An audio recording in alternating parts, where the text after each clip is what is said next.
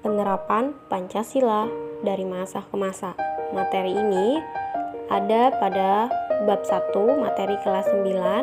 Nah, jadi pada awal masa politisi 1945 sampai 1968 di sini mengarahkan ya kepada National and Certificate Building. Masa ini merupakan masa pembangunan pengikat tali persatuan dan kesatuan bangsa. Nah, dalam semangat Bhinneka Tunggal Ika. Yang pertama, pada masa awal kemerdekaan pada tahun 1945 sampai 1950. Nah, situasi ini ditandai dengan adanya pemerintahan yang dijalankan oleh presiden dan dibantu oleh Komite Nasional Indonesia Pusat. Nah, lalu keadaan pemerintah berubah menjadi Maklumat Wakil Presiden nomor 10 tanggal 6 Oktober 1945. Sebelum MPR dan DPR dibentuk, maka KNIP mempunyai kekuasaan legislatif dan ikut menetapkan GBHN. Nah, dengan demikian KNIP berubah menjadi parlemen. Nah, bisa kalian lihat di sini. Nah, menteri tidak bertanggung jawab kepada presiden, tetapi kepada parlemen atau KNIP. Nah, Undang-Undang 1945 melarang mewajibkan menteri bertanggung jawab kepada parlemen. Jadi, pertanggungjawaban menteri kepada parlemen. Nah, usul tersebut diterima oleh presiden. Maklumat pemerintah 14 Oktober 1945 bahwa menteri tidak bertanggung jawab kepada presiden. Menteri yang dibentuk oleh Presiden Soekarno dibentuk dan dibuat sebuah kabinet baru, yaitu dipimpin oleh Sultan Syahrir. Nah, dalam kondisi situasi bangsa yang belum stabil, upaya menggantikan Pancasila, hal tersebut dilakukan oleh PKI yang dipimpin oleh Muso. Nah, jadi pemimpin PKI ini adalah Muso. Nah, kemudian Darul Islam yang dipimpin oleh Kartosuwiryo. Nah, negara Islam di Indonesia ini dipimpin oleh Kartosuwiryo. Nah, tujuannya apa? Untuk menggantikan ideologi Pancasila menjadi menjalankan syariat Islam. Kemudian yang kedua, demokrasi liberal pada tahun 1950 sampai dengan 1959. Nah, konstitusi RIS ini berdasarkan Mukadimah UUD 1950 dan konstitusi RIS dirubah menjadi ketuhanan yang Maha Esa, kemanusiaan, kebangsaan, kerakyatan, keadilan sosial. Pada masa demokrasi ini, Indonesia cenderung menganut sistem demokrasi liberal. Setelah itu, pada masa ini di beberapa daerah ada golongan atau kelompok yang ingin memisahkan diri dari NKRI.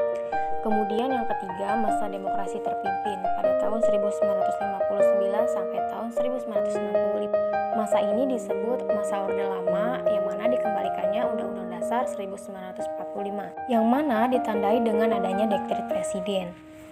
Demokrasi negara diwarnai dengan demokrasi terpimpin melalui penyatuan rakyat Indonesia, yaitu dengan Nasakom, yaitu nasionalis, agama, dan komunis. Nah, pada masa demokrasi terpimpin ini banyak sekali penyimpangan. Hal ini terlihat dari kebijakan-kebijakan yang telah dibuat oleh Presiden Soekarno, seperti penyederhanaan partai politik, kemudian pembubaran DPR hasil pemilu 1955, dan selanjutnya membentuk MPRS. Nah, membentuk Front Nasional dengan tujuan menyelesaikan revolusi Indonesia pembangunan semesta, mengembalikan Irian Barat ke wilayah RI. Lalu yang kelima yaitu mengangkat Presiden Soekarno seumur hidup.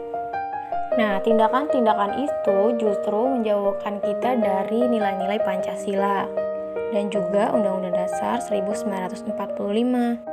Disinilah permasalahan politik sering terjadi, sampai akhirnya muncul sebuah pemberontakan PKI yang sering kita kenal dengan G30 SPKI. Lalu muncullah aksi mahasiswa atau KMMI. Nah, terjadi tritura atau 3 tuntutan rakyat.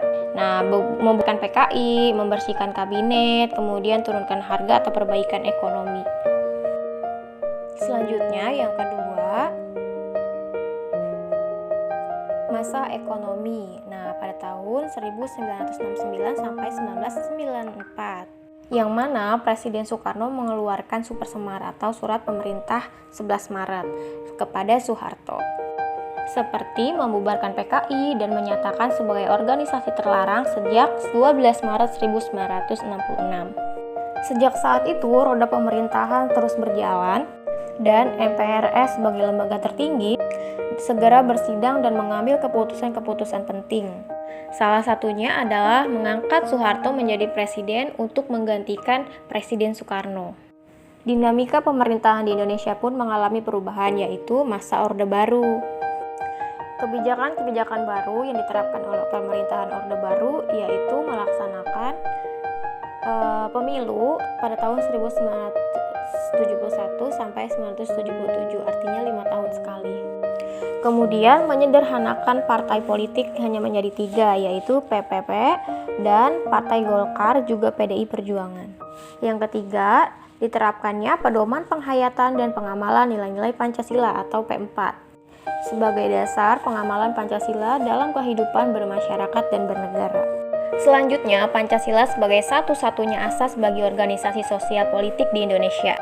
Yang kelima, menitik beratkan pertumbuhan ekonomi melalui trilogi pembangunan. Nah, kemudian masa reposisi dan aktualisasi Pancasila pada tahun 1995 sampai 2020. Masa ini merupakan awal mulanya masa reformasi di tengah masyarakat krisis ekonomi dan politik.